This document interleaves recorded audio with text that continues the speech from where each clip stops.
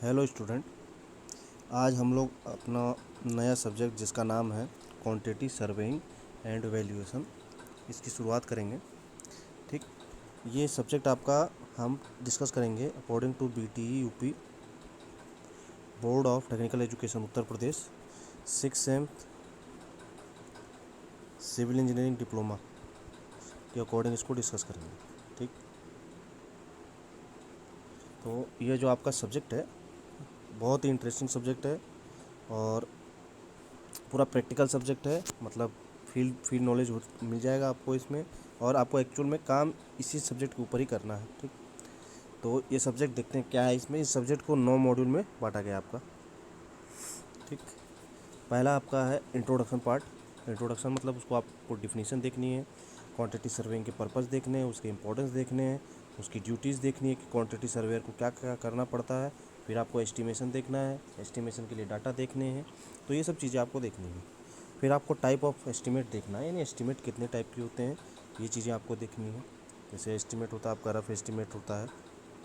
ठीक, फिर आपका होता है डिटेल एस्टिमेट। तो ये दोनों तरह के एस्टिमेट देखने हैं। इसके अंदर भी टाइप है, सब टाइप है, इनको वो भी देखेंगे। फिर मेजरमेंट, जैसे कि हम लोग को पता है अगर आपको किसी चीज़ की कॉस्ट निकालनी है तो आपको दो चीज़ का पता होना चाहिए। पहला तो है क्वांटिटी, ठीक, दूसरा है कॉस्ट यानी रेट्स। तब आप जाके कॉस्ट का पता लगा सकते हैं। तो ये क्वांटिटी निकालना है कि कितना आपका मटेरियल लगा हुआ है, कितना आपका वॉल्यूम में मटेरियल लगा हुआ है। जैसे कंक्रीटिंग कितने वॉल्यूम में हुई है, वुड वर्क कितने वॉल्यूम में हुई है। तो ये चीज़ें आपको कैसे पता लगेंगी, इसके लिए आपको मेजरमेंट करना पड़ेगा। ठीक, तो ये मेजरमेंट वाला चैप्टर है। फिर preparing of detail and abstract estimate for drawing by CSR। ठीक, तो आपको डिटेल एस्टिमेट बनाना है इस चैप्टर के अंदर। ठीक, डिटेल एस्टिमेट में यानी आपको मेजरमेंट करना है, आपको टोटल कॉस्ट निकालनी है और आपको मटेरियल स्टेटमेंट निकालना है। ठीक, इनके प्रोफॉर्मा भी देखेंगे, इनके फॉर्म देखेंगे कैसे फॉर्म होते हैं। फिर आपके पास है कैलकुलेशन ऑफ क्वांटिटीज़। तो आपको क्वांटिटीज़ करनी है, यानी कुल मिला के मटेरियल स्टेटमेंट ही बनाना है इसमें कि 1:2 2:4 की कंक्रीट में कितना मटेरियल लगा होगा। अगर 10 मीटर क्यूब हम लेते हैं कंक्रीट को तो कितना इसमें सीमेंट होगा, कितना सैंड होगा, कितना एग्रीगेट होगा।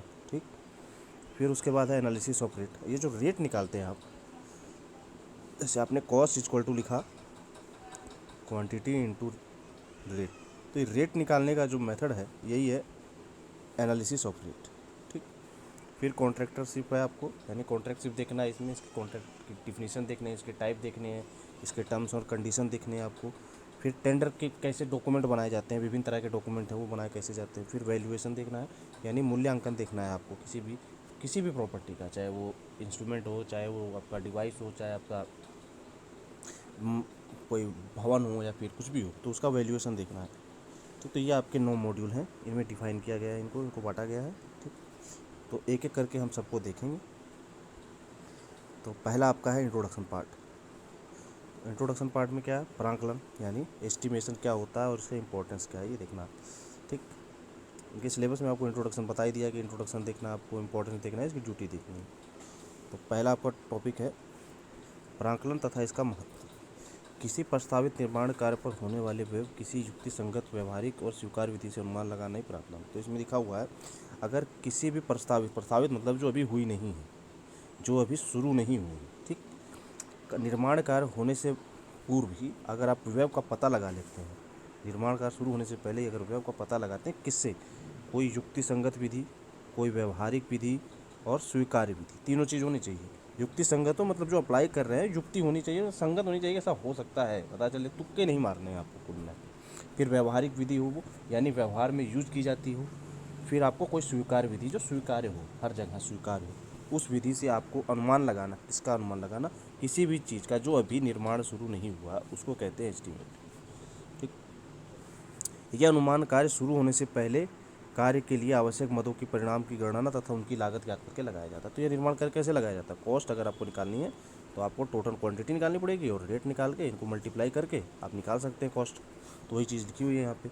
शुरू करने से पूर्व कार्य की आवश्यक मदों परिणामों की गणना करके उनकी लागत ज्ञात करके लगाया जाता है। निर्माण कार्य के लिए आवश्यक मदों परिणाम की गणना करना प्रांकलन कहलाता है। अगर आप निर्माण कार्य के लिए आवश्यक मदों क्वांटिटी की गणना कर रहे हैं तो वो एस्टिमेशन कहलाएगा आपका। ठीक, और सामग्री की गणना और मजदूरी होने वाले व्यय को ज्ञात करना, ये कॉस्टिंग कहलाता है। अगर आप व्यय निकाल रहे हैं तो वो कॉस्टिंग है। ठीक, अगर आप केवल क्वांटिटी निकाल रहे हैं तो वो एस्टिमेशन है। तो ये चीज़ें हैं। तो फिर आपके पास है राशि सर्वेक्षण यानी सर्वे। क्वांटिटी सर्वे, क्वांटिटी सर्वेइंग क्या है? निर्माण कार्य में भवन आदि की सभी मदों का परिणाम यानी क्वांटिटी निकाल के उनका शेड्यूल ऑफ क्वांटिटी बनाना, ये क्या कहलाता है? ठीक, ये आपका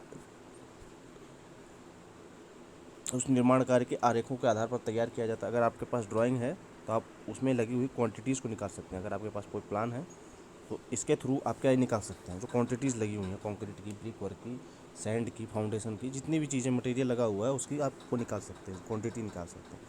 ठीक।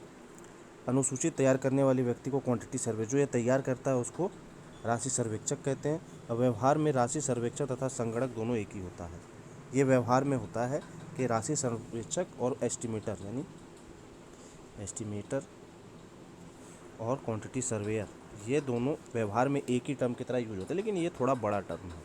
बड़ा टर्म इन द सेंस इसका कार्य निर्माण कार्य शुरू होने से पूर्व, निर्माण कार्य शुरू होने पर, उसके साथ साथ और उसके बाद भी चलता रहता है। एस्टिमेशन का काम क्या है? एस्टिमेशन का काम आपका निर्माण कार्य शुरू होने से पहले एस्टिमेट करके ही ख़त्म हो जाता है। ठीक। तो ये है क्वांटिटी सर्वेयर। ठीक। क्वांटिटी सर्वेयर क्या है? जो क्वांटिटी निकालता है। फिर है स्कोप। इस प्रांकलन का स्कोप क्या है? प्रांकलन एक पूर्व अनुमान है। ठीक। क्या है ये? अनुमान है केवल। प्रांकलन केवल अनुमान भर है, अंदाजा है जो सही सही और अधिकतम शुद्धता से लगाया जाना चाहिए। ठीक। ये एक अंदाज मात्र है। ओके। पूर्व अनुमान में निर्माण सामग्री की लागत, ढुलाई, व्यय, श्रमिक मजदूरी, पाड़, फर्माबंदी, औजार, मशीनें, किराया, पर्यवेक्षक चार्ज, निर्माण एजेंसी, ठीक, व्यावसायिक लाभांश इत्यादि सभी सम्मिलित। तो जितने भी व्यय सम्मिलित हो सकते हैं अधिकतम, उतने व्यय सम्मिलित करने के बाद ये बनाए जाते हैं। ठीक। यानी जो भी कॉस्ट आती है A to Z, जितनी भी कॉस्ट आती है, कौन कौन सी? देखिए इसमें आपके पास निर्माण सामग्री आपके पास है। ठीक, सबसे बड़ी। फिर ढुलाई है आपके पास, फिर श्रमिकों की मजदूरी है, फिर जो पाड़ और मचान लगाते हैं, फर्माबंदी करते हैं, फिर औजारें और मशीनों का किराया अगर आप खरीद रहे हैं तो उसकी कॉस्ट जुड़ेगी। पर्यवेक्षक चार्ज यानी जिसके देख रेख में आप कार्य करा रहे हैं, मान लीजिए अगर आपने इंजीनियर रखा हुआ है, कोई ठेकेदार रखा हुआ है, ठीक, उनका लाभांश है। ठीक। तो ये सारी कॉस्ट उसमें सम्मिलित हो जाएंगी। उसके बाद आप क्या बनाएंगे? एस्टीमेट बनाएंगे, डिटेल एस्टीमेट ये। ठीक। इत्यादि संबंधित। पर यह वास्तविक निर्माण लागत का भान भर कराती है, परंतु यह कार्य की वास्तविक लागत नहीं। बहुत ही इंपॉर्टेंट लाइन लिखी हुई है यहाँ पे कि यह केवल वास्तविक लागत का अनुमान भर है। ठीक। एग्जैक्ट कॉस्ट आपको कभी पता नहीं चलेगी, वो पता चलेगी जब निर्माण कार्य खत्म हो जाएगा तब। ठीक। तो यह वास्तविक लागत नहीं है, यह केवल वास्तविक लागत का अनुमान भर है। वास्तविक लागत आपको तब पता चलेगी जब आपका निर्माण कार्य पूर्णतः कंप्लीट हो जाएगा तब। फिर आपके पास क्या है? जब आय व्यवक राशि बजट ग्रांट से प्रांकलित राशि अधिक होती है, ठीक, तो निर्माण कार्य की मदों को सुसंगत बनाया जाता है अथवा कार्य की विशिष्टियों को नरम किया जाता है। परंतु ऐसा करते समय मान लीजिए आपने कोई एस्टिमेट बनाया, ठीक, और प्रांकलित राशि बनाई आपने, यानी एस्टिमेटेड कॉस्ट निकाल ली कुछ, ठीक, मान लीजिए 4 रुपया निकाली आपने, ठीक, और ग्रांट राशि जो है अधिक है। मान लीजिए ग्रांट राशि मतलब आपके पास, यानी ये अधिक है, ग्रांट राशि 2 रुपया, यानी आपके पास पैसा कम है और आपकी कॉस्ट ज़्यादा निकल के आ रही है। तो इस केस में आप क्या करेंगे? इस केस में जो कॉस्ट है किससे निकल के आ रही है? मटेरियल से निकल के आ रही है, मजदूरी से निकल के आ रही है, मशीनरी से निकल के आ रही है, ठीक, और ढुलाई से निकल के। तो इन सब चीज़ों को नरम करेंगे आप। जैसे अगर आप सीमेंट ज़्यादा अच्छी क्वालिटी की यूज़ कर रहे थे, 53 ग्रेड का यूज़ कर रहे थे, तो आप 43 ग्रेड का यूज़ करने लगेंगे। तो आप क्या करेंगे? ये विशिष्टियाँ आपकी, इनको नरम करेंगे, ठीक, इनको नरम करेंगे यानी ढीला करेंगे। ठीक। कब तक? जब तक ये 4 रुपया 2 रुपये के बराबर नहीं हो जाता। तो आपको कैसे पता चला कि 4 रुपया है इसकी कॉस्ट? जब आपने पूरा अनुमान लगाया तभी तो पता चला कि इसकी कॉस्ट 4 रुपया और हमारे पास 2 ही रुपया है, तो इसको स्पेसिफिकेशन को नरम करना पड़ेगा, यानी लो ग्रेड करना पड़ेगा। लेकिन लो ग्रेड करते समय ये ध्यान रखना चाहिए कि इसकी डिज़ाइन में कोई इफेक्ट नहीं आना चाहिए, ठीक, इसकी डिज़ाइन में कोई इफेक्ट नहीं आना चाहिए। तो ये है प्रांकलन का स्कोप हो सकता है। देखिए प्रांकलन का कितना बड़ा स्कोप है। अगर आपके पास कॉस्ट पता है आपको, तो आपके पास 4 रुपये है, आपके पास 2 रुपये है और आपको 4 रुपये का काम करना है, तो आपको कैसे पता लगा ये 4 रुपये का काम करना? आपने अनुमान लगाया तब पता लगा। तो इसको आप नरम करेंगे, नरम करने में, ठीक, तो आप इससे कट कर सकते हैं। एक संगणक के लिए ध्यान रखना आवश्यक है कि परियोजना का प्रांकलन ना ही कड़ा होना चाहिए ना ही ढीला होना चाहिए। ये बहुत इंपॉर्टेंट लाइन है। अगर प्रांकलन अभी आपने ढीला बनाया था, देखिए मान लीजिए आपने कॉस्ट निकाल ली ढीला बना के 4 रुपया, और एक्चुअल में लग रही है अब 10 रुपया, एक्चुअल में 10 रुपये लगनी है, और आपने प्रांकलन बना के 4 रुपये लगा दिए, तो मान लीजिए क्या होगा, आप काम शुरू करेंगे और 4 रुपये के काम के बाद ये काम अटक जाएगा, अनियमित काल के लिए, असीमित काल के लिए रुक जाएगा। क्यों? आपके पास पैसा नहीं है, तो ये 6 रुपये का काम रुका रहेगा।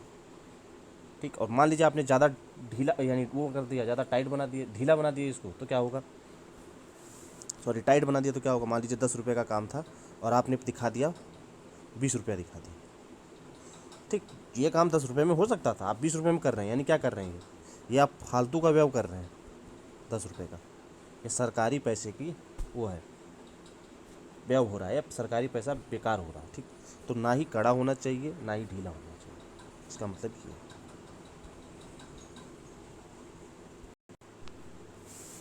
हाँ, तो ये था आपका स्कोप। स्कोप मतलब आप इसे क्या स्कोप है इसका, क्या क्या कर सकते हैं आप, क्या क्या इसका विचारधारा क्या है, क्या कैसे की चीज़ें हो सकती हैं। ग्रांट राशि अगर कम है तो आप इससे क्या पता लगा सकते हैं। ठीक, फिर प्रांकलन के उद्देश्य हैं आपके, उद्देश्य मतलब इसके पर्पज क्या हो सकते हैं, क्यों बनाया जा रहा है इसको। ठीक, तो पहला तो है आपका परिव्यय का पूर्ण अनुमान लगाना तथा धनराशि की व्यवस्था। ठीक, आपने पता लगा लिया कि आपके पास 4 रुपये लगेंगे, तो 4 रुपये की व्यवस्था भी तो आप ही को करनी पड़ेगी। ठीक, तो ये 4 रुपये की व्यवस्था कब कर सकते हैं, जब आपको पता होगा 4 रुपया लगेगा। तो कैसे पता चलेगा, ये प्रांकलन से ही पता लगेगा आपको 4 रुपये लगेगा। ठीक, फिर आप क्या है, सामग्री, औजार, यंत्र और श्रमिकों का और समय। देख रहे हैं, आपको सामग्री भी पता लग सकती है। ठीक, आपने कॉस्ट कैसे पता लगाई 4 रुपया, क्योंकि आपको सामग्री पता थी, आपको मजदूरी पता थी, आपको मजदूर पता थे। ठीक, फिर औजार भी पता था आपको कैसे, तभी तो ये 4 रुपया पता चला आपको, तो औजार भी पता चल गया आपको। ठीक, तो आपको ये समय भी पता चल जाएगा। क्यों? क्योंकि आपने श्रमिकों की और औजारों की ये सब की कॉस्ट कैसे पता करी है। अरे भाई, आदमी आपने पता किया कि 10 मजदूर लगेंगे, तो 10 मजदूर कितना समय तक लगेंगे, तभी तो पता चलेगा कि 4 रुपये लगा है। ठीक, तो आपको समय भी पता चलेगा एस्टिमेशन का, यानी कितने समय लगेगा आपके निर्माण कार्य पूर्ण होने के अंदर। ये कैसे पता चला, ये आपको एस्टिमेट से ही पता चला कि आपको निर्माण कार्य ख़त्म होने में इतना समय लगेगा। ठीक, तो ये है आपकी, तो सामग्री क्या क्या हो सकती है, देखिए ईंट हो सकता है, पत्थर होगा, सीमेंट होगा, बालू होगा, लोहा होगा, लकड़ी होगा की मात्रा, औजार यंत्रों की संख्या, श्रमिकों की दिहाड़ी का ब्यौरा लग जाता है। प्रांगण से परियोजना पर लगने वाले निर्माण समय का भी भान हो जाता है आपको निर्माण समय कितना लगेगा। ठीक, ये परिव्यय पहले बता चुका हूँ, ये वास्तविक नहीं है, ये अनुमान है क्यों, लेकिन अनुमान भी जरूरी होता है। ठीक, तो अब अगला है आपके पास विशिष्टियाँ। विशिष्टियाँ मतलब स्पेसिफिकेशन, 1:4 कंक्रीट लग रही है। ठीक, तो ये आपने बना लिया प्रांकलन। ठीक, तो आपको पता होगा कि मौके पर इतना है, प्रांकलन लगाओ। जब डिटेल एस्टिमेट बनाएंगे तो सब कुछ लिखा रहेगा उसमें कि 1:4 की सीमेंट लगेगी, एक मतलब जो भी चीज़ें लिखी रहेंगी सब लिखा रहेगा। तो उसके आधार पर आप क्या कर सकते हैं, आप जो निर्माण कार्य चल रहा है, जो भी उसको देख रहा है, वो उसकी क्वालिटी बनाए रख सकता है। ठीक, अगर कोई भी जो बना रहा है, यानी ठेकेदार अगर काम कर रहा है, अगर वो क्वालिटी से ज़रा भी कॉम्प्रोमाइज़ कर रहा है, तो ये आप देख सकते हैं। क्यों?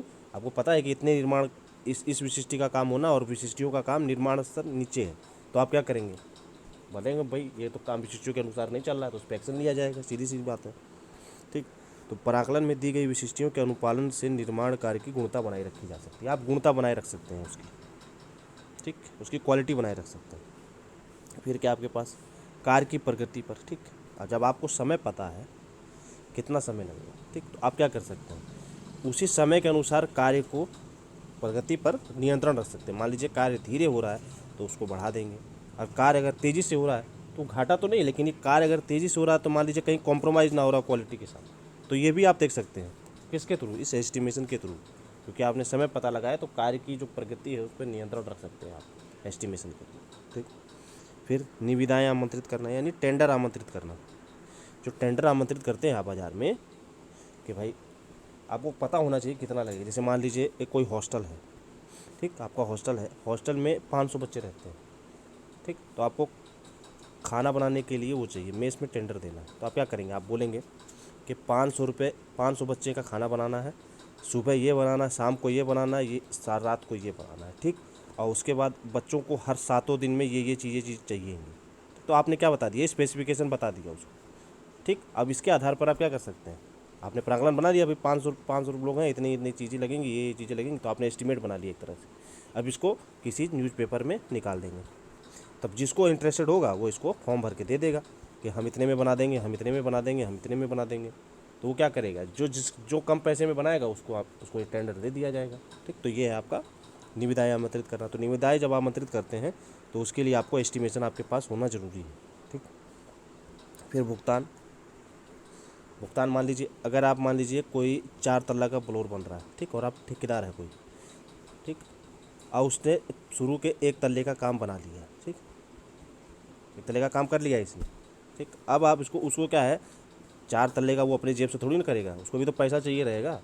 तो वो क्या करेगा कि वो बोलेगा कि 1 तल्ले का काम हो गया, आप मुझको पैसा दीजिए। तो जो पैसा ऐसे दे देंगे क्या, हवा में?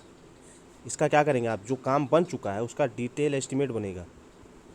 ठीक, इसका एस्टिमेट बनेगा कि इतनी चीज़ें लग गई हैं, इतनी चीज़ें लग गई हैं, इतनी चीज़ें लगी हैं, इतना काम हो गया है। फिर उसके आधार पर इसको ठेकेदार को पेमेंट होगा। तो ये आपने कैसे बताया कि इतना पेमेंट करना है, ये भी आपने एस्टिमेट के आधार पर ही बताया। ठीक, तो जब बड़ा प्रोजेक्ट होता है तो उसमें पार्ट बाई पार्ट पेमेंट किया जाता है। अगर एक तल्ला दूसरा तल्ला बना लेगा तो उसको दूसरे तल्ले का भी पेमेंट दे दिया जाएगा। फिर तीसरा तल्ला अगर बना लेगा तो तीसरे तल्ले का भी पेमेंट दिया जाएगा। कैसे पता चलेगा आपको? आप उसका पूरा डिटेल एस्टिमेट बनाएंगे और तैयार करेंगे, उसके बाद देखेंगे इतना पैसा लगा तो उसको पैसा दे देंगे। ठीक, जैसे ठेकेदार को आंशिक, आंशिक मतलब जो हमने देखा 4 तल्ले का फ्लोर था तो 1 फ्लोर का आपने पैसा दे दिया। पूर्ण भुगतान करने के लिए प्रांकलन को सामने रखा जाता है ताकि अत्य भुगतान से बचा जा सके। ठीक, अगर आप उसको एस्टिमेट को सामने नहीं रखेंगे तो आप हो सकता है उसको ज़्यादा कॉस्ट पे कर दें, जो कि उसको नहीं देना था, क्योंकि उतने का उसने तो काम ही नहीं किया। काम किया उसने 1 फ्लोर का, हो सकता है आप 1.5 फ्लोर का उसको पैसा दे दें। तो ये आप कैसे पता लगाएंगे 1 फ्लोर का काम किया है? एस्टिमेट करेंगे कि हाँ इतना क्वांटिटी लगा, इतना क्वांटिटी हुआ, इतना पैसा लगा। ठीक, फिर आपके पास है संपत्ति का मूल्यांकन और बंधकता। मान लीजिए आपको बैंक से लोन लेना है, ठीक, बैंक में गए, आपको बोलेंगे लोन लेना है, तो लोन बोलेगा भाई हमको कुछ गिरवी रखिए, और आपके पास केवल भवन है रखने के लिए, तो आप बैंक को बोलेंगे 15 लाख का भवन, तो बैंक मान लेगा क्या 15 लाख का भवन है, आपको 15 लाख दे देगा? नहीं देगा। बैंक इसका वैल्यूएशन करेगा, यानी इसका एस्टीमेट बनाएगा। ठीक, एस्टीमेट बना के इसकी कॉस्ट चेक करेगा कि इसकी कॉस्ट कितनी है। ठीक, उस आधार पे आपको पैसा देगा। हो सकता है आप 15 लाख में बनाओ लेकिन इसकी कॉस्ट 5 लाख निकल के आ रही है, तो वो 5 ही लाख रुपए देगा आपको। ठीक, क्योंकि कॉस्ट तो एक चीज़ है, वैल्यू अलग चीज़ है। ठीक, तो ये आपको कौन देगा? बैंक देगा। तो ये किसके थ्रू दिया? एस्टीमेट बनाएगा तभी तो आपको पैसा देगा। ठीक, तो इसके लिए भी ज़रूरी होता है। ठीक, या तो आप उसका वैल्यूएशन कर रहे हो यानी मूल्यांकन कर रहे हो, या उसको बंधकता पर रख रहे हो यानी गिरवी पर रख रहे हैं। और अगर खरीद रहे हैं, बेच रहे हैं तो भी ज़रूरत पड़ेगी। क्यों? सामने वाला को अगर बेच रहे हैं तो उसको बताना पड़ेगा ना कि कितना काम लगा हुआ, तो आप एस्टीमेट बना के देंगे उसको कि इसका इतना इतना चीज़ लगी हुई है, इतना इसकी कॉस्ट है, आज के समय में इतने में हम बेच रहे हैं। ठीक, और सामने वाला माने ना माने वो अलग चीज़। ठीक, तो ये संपत्ति का, अगर भवनों की संपत्ति का क्रय विक्रय कर रहे हो, किराया कर रहे हो, किराए पे जैसे किराया होता है 10% जनरली होता है। अगर 100 रुपये का मकान है तो उस पर 10% किराया लिया जाता है। ठीक, तो कैसे पता चलेगा आपको 100 रुपये का मकान? तभी तो पता चलेगा जब आप एस्टीमेट बनाओगे, तभी तो पता चलेगा 100 रुपये का मकान है, तभी तो आप 10 रुपये उसको किराया दोगे। ठीक, और करते समय प्रांगण बनाना आवश्यक है, तो ये आवश्यक होता है आपका। तो ये चीज़ें हो सकती हैं, हमने देखी ये चीज़ें हो सकती हैं जब प्रांगण आप बनाते हैं। मोस्ट इम्पॉर्टेंट क्वेश्चन है ये, एग्ज़ाम में पूछा जाता है, तो इसको आप देख के जाइएगा और पढ़ के जाइएगा। ठीक, तो ये आपके प्रांकलन के उद्देश्य हो गए। फिर आपके पास है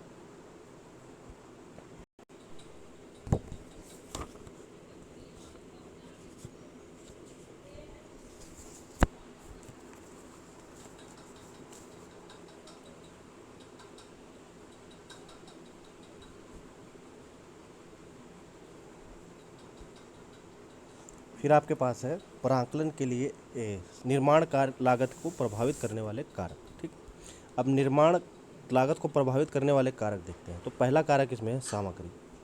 ठीक, किसी भी निर्माण कार्य में तकरीबन 65 से 70% जो कॉस्ट होती है वो इसी सामग्री की होती है। तो सोच लीजिए, तब इसमें बताना ही क्या, जैसी सामग्री यूज करेंगे वैसा ही निर्माण लागत ऊपर नीचे होती जाएगी। ठीक, तो अगर क्योंकि सबसे ज़्यादा कॉस्ट इसी की है तो सबसे ज़्यादा प्रभावित भी यही करेगा। अगर गुणवत्ता अलग है यानी आप लो ग्रेड की क्वालिटी यूज़ कर रहे हैं यानी सामग्री यूज कर रहे हैं, जैसे आपने फर्स्ट ग्रेड यानी फर्स्ट क्लास ब्रिक यूज़ किया तो सीधी सी बात है आपकी कॉस्ट बढ़ जाएगी। आपने थर्ड क्लास ब्रिक यूज़ किया तो कॉस्ट कम हो जाएगी। ठीक, तो उसी तरह से क्या है, सामग्री क्या है, आपके निर्माण लागत को बहुत ज़्यादा प्रभावित करती है, क्योंकि 65 से 70% कॉस्ट इसी सामग्री की होती। ठीक। फिर आपके पास है दूसरा ढुलाई। ठीक, तो ढुलाई भी डिपेंड करती है। ठीक, अगर मान लीजिए निर्माण स्थल कहीं सुदूर इलाके में है, सुदूर इलाके मतलब जहाँ पे कोई कंस्ट्रक्शन मटेरियल अवेलेबल नहीं होता जल्दी। ठीक, तो आपको क्या करना पड़ेगा, वहाँ बाहर से कहीं से मटेरियल लेके आना पड़ेगा। तो जाहिर सी बात है, जितनी दूरी पर ये होगा, जितनी दूरी ढुलाई की होगी, उतनी ही कॉस्ट इसकी बढ़ जाएगी। ठीक, तो सामग्री के साथ इस ढुलाई की कॉस्ट भी क्या हो जाएगी, सम्मिलित हो जाएगी। यानी ढुलाई ज़्यादा, अगर मान लीजिए आप किसी ऐसे इलाके में रह रहे हैं जहाँ पे सामग्री आपको भरपूर अवेलेबल, तो उसकी कॉस्ट भी अपने आप कम हो जाएगी। ठीक, क्यों, क्योंकि आपको ढुलाई करता नहीं देना पड़ेगा। ठीक, तो ये आपकी है ढुलाई। तीसरा औजार और मशीनें। तो आपको पता है, अगर आप कोई भी कंक्रीट, जैसे आप मान लीजिए निर्माण कार्य करते हैं, कंक्रीट बना रहे हैं, तो आपको उसके लिए मिक्सर चाहिए होंगे। ठीक, बहुत सी चीज़ें चाहिए होती हैं। ठीक, तो वो कहाँ से आपको, या तो किराए पे लेना पड़ेगा या आपको ख़रीदना पड़ेगा। जनरली छोटे निर्माण कार्यों के लिए आप उसको किराए पे लेते हैं। ठीक, तो जितना अगर आप किराए पे लेंगे तो ये भी निर्भर करेगी, जितना आप वो करेंगे, अगर मशीन यूज करेंगे तो सीधी सी बात है आपकी कॉस्ट बढ़ जाएगी। ओके। फिर आपके पास है श्रमिक। तकरीबन आपका 25% जो कॉस्ट होती है, 25 से 30% जो कॉस्ट होती है वो आपकी श्रमिक की होती है, यानी मैन पावर की कॉस्ट होती है। तो ये भी समझ लीजिए दूसरा सबसे बड़ा कारक है कॉस्ट को वो करने का, इन्फ्लुएंस करने का। ठीक, अगर आप अच्छे क्वालिटी की श्रमिक यूज़ कर रहे हैं, यानी जो स्किल्ड लेबर यूज़ कर रहे हैं, तो कॉस्ट बढ़ जाएगी आपकी। ठीक, अगर अनस्किल्ड लेबर यूज़ कर रहे हैं तो कॉस्ट कम हो जाएगी। ठीक, अगर लेबर आपके अच्छे काम करने वाले हैं तो आपकी कॉस्ट कम हो जाएगी। अगर लेबर आपके कम कॉस्ट काम करने वाले हैं तो आपकी कॉस्ट बढ़ जाएगी, सीधी सी बात है।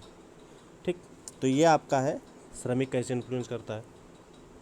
फिर उसके बाद आपका ऊपरी खर्चे। अब कुछ ऊपरी खर्चे होते हैं, ठीक है, जिनका आप पता नहीं लगा सकते शुरू में प्राकलन करने से पूर्व। जैसे मान लीजिए कोई दुर्घटना हो जाए तो आपकी कॉस्ट बढ़ जाएगी अचानक। क्यों, क्योंकि निर्माण का समय बढ़ जाएगा तो आपकी कॉस्ट बढ़ जाएगी। ठीक, क्योंकि इनडायरेक्ट कॉस्ट बढ़ जाएंगी आपकी। ठीक, तो ये क्या है, ऊपरी खर्चे, जिसको आपको पता नहीं है। जैसे आग हो गई, अगर श्रमिक अगर आपके कहीं हड़ताल पे बैठ गए, तो ये आपको पता थोड़ी ना है कि श्रमिक हड़ताल पे बैठे, लेकिन ऐसी स्थिति आती है निर्माण कार्य के दौरान। ठीक, तो ये ऊपरी खर्चे क्या करेंगे, आपकी कॉस्ट को बढ़ाने का काम करेंगे। ठीक, फिर निर्माण स्थल आपका कैसा है।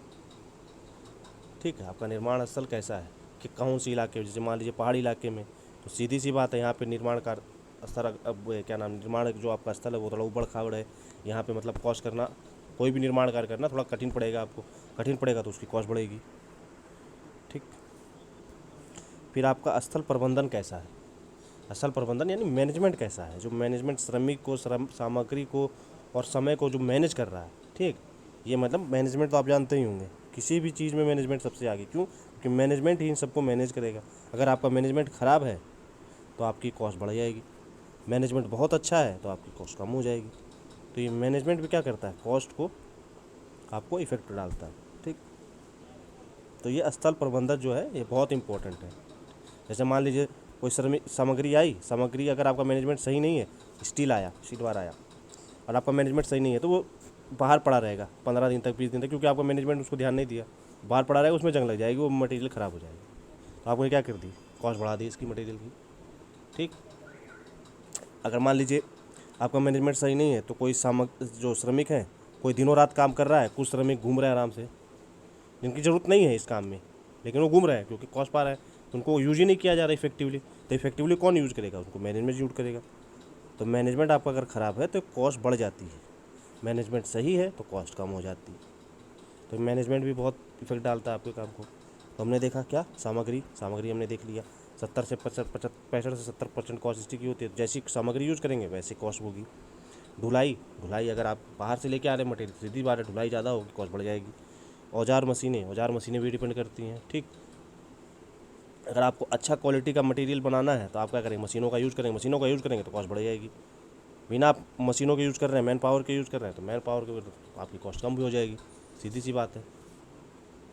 उसके बाद क्या, आपका श्रमिक हमने देखा 25 से 30% कॉस्ट इसी की होती है। ठीक, तो जैसा श्रमिक यूज करेंगे उसी तरह से आपको मिलेगा। ऊपरी खर्चे हो सकते हैं। फिर निर्माण स्थल हमने देख लिया, फिर स्थल प्रबंधन हो गया। तो ये सब चीज़ें आपकी कॉस्ट को इफेक्ट करती हैं। ठीक, फिर आपके पास है प्रांकलन के लिए आवश्यक डाटा है। मोस्ट इंपॉर्टेंट क्वेश्चन है, हर साल पूछा जाता है। ठीक, मोस्ट इंपॉर्टेंट क्वेश्चन है आपका। अब इसमें क्या क्या चीज़ें हैं, जैसे जनरली आपको जो एस्टिमेटर होता है या क्वांटिटी सर्वेयर होता है, ठीक, जो भी एस्टिमेट बना रहा है, ठीक, जो भी आपके विभाग के अंदर एस्टिमेट बना रहा है, ठीक, तो वो ऐसे सोच के नहीं बना देगा एस्टिमेट, उसको कुछ चीज़ों की आवश्यकता पड़ेंगी एस्टिमेट बनाने। ठीक, तो पहले तो उसको नॉलेज होना चाहिए, किसका, गणित का नॉलेज होना चाहिए, ठीक, ज्योमेट्री का नॉलेज होना चाहिए, ठीक, त्रिकोणमिति का नॉलेज यानी ट्रिग्नोमेट्री का नॉलेज होना चाहिए, सबका अच्छा नॉलेज होना चाहिए उसको। ठीक, फिर उसके पास कुछ चीज़ें होनी चाहिए, जैसे उसको पता होना चाहिए कि रेट क्या चल रही है मार्केट की। ठीक, तो मार्केट रेट कहाँ से पता चलेगी उसको, भाई उसके पास कोई डॉक्यूमेंट होगा उसका। फिर उसको पता चलना चाहिए, ड्राइंग होनी चाहिए उसके पास, ड्राइंग होगी तभी तो वो पता लगा पाएगा कि कितनी क्वांटिटी का मटेरियल क्या लगा हुआ है, यानी कितने इंच की दीवार है, कितने इंच का कॉलम है, कितने इंच का क्या है, ठीक, कितने एमएम का डाया लगा हुआ, तो कैसे पता चलेगा उसको, ड्राइंग से पता चलेगा। ठीक, तो ये सब चीज़ें क्या है, ये सब चीज़ें डाटा हैं इसके, डाटा रिलेटेड, यानी डाटा आपको चाहिए ये चीज़। तो डाटा देख लेते हैं कौन कौन से हैं। तो पहला है आरेखन, आरेखन मतलब ड्राइंग। तो आपको कौन कौन सी चीज़ें चाहिए होगी ड्राइंग में, प्लान चाहिए होगा आपको, ठीक, फिर आपको क्रॉस सेक्शन चाहिए होगा, ठीक, फिर आपको सेक्शनल एलिवेशन चाहिए होगा, तो ये सब चीज़ें चाहिए होंगी आपको। ठीक, स्केल भी चाहिए होगी, अगर आपको स्केल नहीं पता है, अगर आपको नक्शे की यानी मैप प्लान की स्केल नहीं पता है, तो आपको क्या पता लगाएंगे कि इसकी एक्चुअल में क्या लेंथ है। जब आपको स्केल पता होगा तभी तो आप बता पाएंगे कि इसकी पेपर पे इतनी लेंथ है और एक्चुअल में इतनी लेंथ है। एक्चुअल लेंथ के हिसाब से ही आप एस्टिमेट बनाते हो, सीधी सी बात है। तो ये चीज़ें आपको चाहिएंगी, आपको प्लान चाहिएगा, क्रॉस सेक्शन चाहिएगा, सेक्शनल एलिवेशन चाहिएगा, ठीक। फिर आपको क्या चाहिएगा, फिर आपको विशिष्टियाँ चाहिए, अभी डिस्कस किया हमने। अगर आपको विशिष्टियाँ नहीं पता है कि कंक्रीट 1:2:4 का लगा है, या 1:3:6 का लगा है, या 1:4:8 का लगा है, ठीक, तो आप कैसे बताओगे कि किसकी कॉस्ट कितनी है। ठीक, तो आपको ये पता होना चाहिए, आपको पता होना चाहिए 53 ग्रेड की सीमेंट लगी है, 43 की लगी है कि 33 की लगी है। आपको पता होना चाहिए HYHD बार लगा हुआ है या नॉर्मल FE 250 लगा हुआ है, क्या लगा हुआ है। ठीक, आपको पता होना चाहिए कॉलम की साइज़ कितनी है, ठीक, कॉलेज में क्या डाला गया है, एग्रीगेट का क्या वो रेट है, एग्रीगेट कितनी क्वांटिटी में डाला गया है। ठीक, तो ये सब पता होना चाहिए आपको पता होना चाहिए सीमेंट प्लास्टर 1:4 में किया गया है, 1:6 में किया गया है, ठीक, 1:8 में किया गया है। तो आपको सब चीज़ें पता होनी चाहिए। फ्लोरिंग कैसी की गई है, तो आपको पूरा स्पेसिफिकेशन पता होना चाहिए। फ्लोरिंग किस टाइप की है, मार्बल फ्लोरिंग है कि कौन सी फ्लोरिंग है, ठीक, तो ये आपको कैसे पता चलेगा, ये आपको विशिष्टियों से पता चलेगा। ठीक, तो ये पूरा प्रकाश डालते हैं कौन सा प्रकार है, क्या गुणता है, ठीक, निर्माण क्वालिटी क्या है, सब कुछ इसको आपको इस विशिष्टियों से पता चलेगा। तो विशिष्टियाँ पता रहेंगी तभी आपको प्रांकलन आप कर पाएंगे। फिर आपको क्या पता होना चाहिए, दरें पता होनी चाहिए।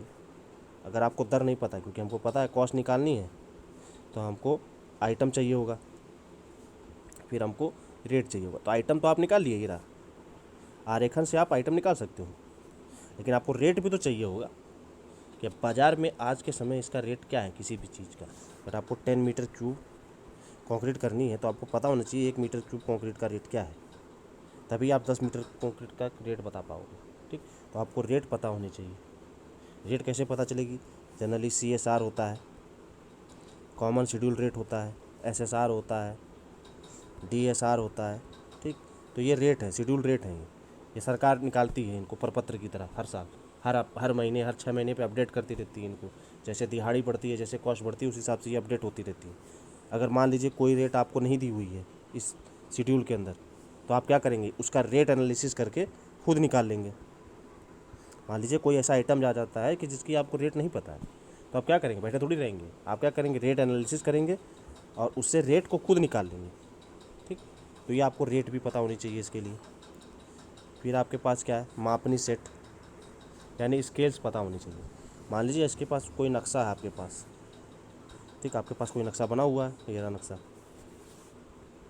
ठीक, नक्शे में मान लीजिए कोई बीमा नहीं दी हुई है, बीमा मान लीजिए इसकी चौड़ाई नहीं दी हुई है दीवार, तो आप क्या करेंगे, बैठे रहेंगे, नहीं, आप क्या करेंगे, यहाँ पे जो स्केल बनी रहेगी, ठीक, ग्राफिकल स्केल हो सकती है, न्यूमेरिकल स्केल हो सकती है, ठीक, 5 मीटर, आप इस स्केल को उठाएंगे और इससे ये इसकी थिकनेस निकाल लेंगे। तो ये आपने कैसे निकाला, स्केल की मदद से निकाला, तो आपके पास स्केल होनी चाहिए।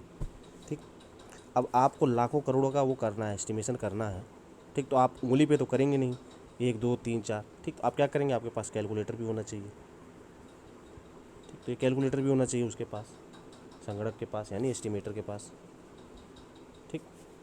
तो ये सब क्या है, ये सब आपके निर्माण प्रांगण बनाने के लिए आवश्यक डेटा है। ये डेटा आपके पास कम से कम होने ही चाहिए अगर आपको प्रांगण बनाना है तो, ठीक। फिर देखा तो हमने आज ये चीज़ें देखी। हमने क्या क्या चीज़ें देखी, हमने देखा इंट्रोडक्शन देखा, ठीक। फिर हमने क्वांटिटी सर्वेइंग देखा क्या होता है। फिर हमने प्रांगण का स्कोप देखा कि प्रांगण क्या स्कोप हो सकते हैं, क्या है इसका, ठीक, क्यों बनाया जा रहा है। फिर हमने इसका उद्देश्य देखा कि इसका आखिर में हमको उद्देश्य क्या है लास्ट में बनाने का इसका, ठीक। ये कहाँ कहाँ हमारे उद्देश्यों की पूर्ति कर सकता है। फिर हमने देखा निर्माण लागत को प्रभावित करने वाले कारक क्या क्या हो सकते हैं। कई कारक हमने देखे, देखिए लाइन से 10 8 कारक देखे हमने। तो ये कारक होता है, एग्जाम में पूछा जाता है क्वेश्चन, लाइटली मत लीजिएगा इस क्वेश्चन को। आपसे एग्जाम में पूछ सकता है कि निर्माण लागत को प्रभावित करने वाले कारक बताइए, तो आपको पूछ सकता है 5 नंबर में ही। तो ये तैयार करके जाना है आपको, ठीक। हम डिप्लोमा के हिसाब से ही देखेंगे और सिलेबस के अकॉर्डिंग ही चलेंगे, ठीक। फिर प्रांकलन के लिए आवश्यक डाटा हमने देखा कि डाटा आपको क्या क्या चाहिए होंगे। तो ये सब आपके डाटा है प्रांकलन के लिए, ठीक।